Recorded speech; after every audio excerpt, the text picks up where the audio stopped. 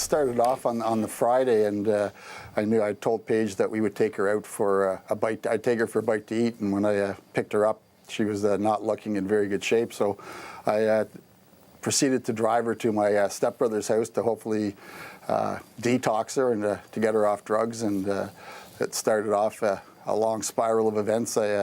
She called 911 from my stepbrother's house, and the police came, and then the paramedics, and they took her to CHEO, and I asked them not to because the Children's Hospital of Eastern Ontario does not have any detox or withdrawal beds.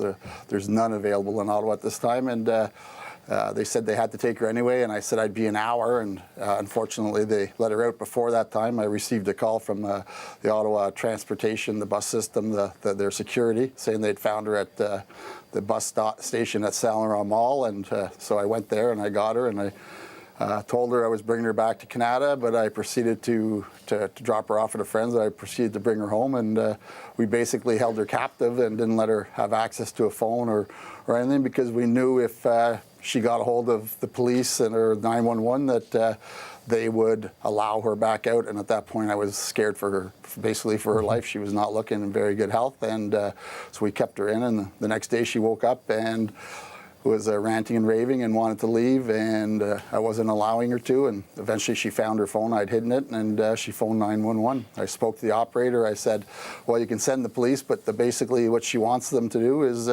drive her into Canada. We live about 5 kilometers out of town, so it's a bit of a walk. And he said, I'm sorry, I got to send them anyway.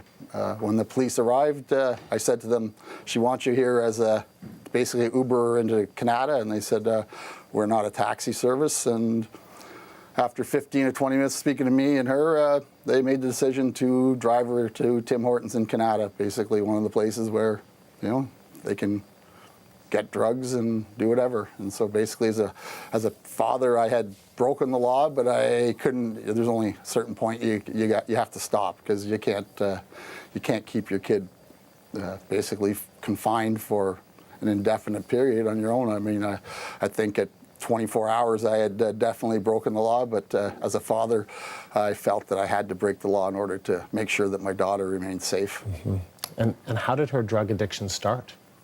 I think it started like a lot of teenagers throughout our country. It started probably between grade 8 and 9 in the summer of smoking pot, and it progressed into Molly or ecstasy, and then Xanax, and then the counterfeit perks hit Ottawa last summer, and a lot of the kids became then addicted to fentanyl.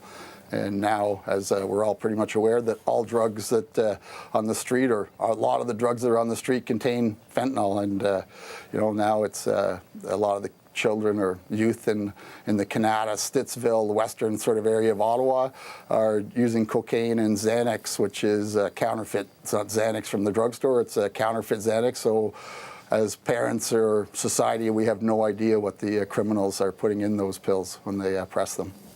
What's this been like for you and your family to watch her go through this? Well, it's awful, and it's not, and I'm the one on TV right now, but there's hundreds of families in Canada in the same boat, thousands in Ottawa in the same boat, and tens of thousands in Canada. I mean, the emails again that I've got this morning from all over this country of people in the same situation. There's good stories too about kids that have recovered, but the scary part that we now have is sometimes our kids don't make it to that point of getting into recovery because the drugs can kill you. How's she doing now?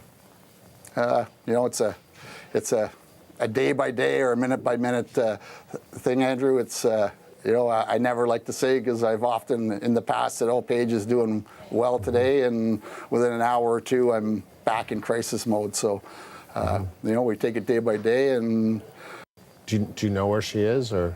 Not exactly. I know she's with some friends. I don't have a good answer for it right now. So.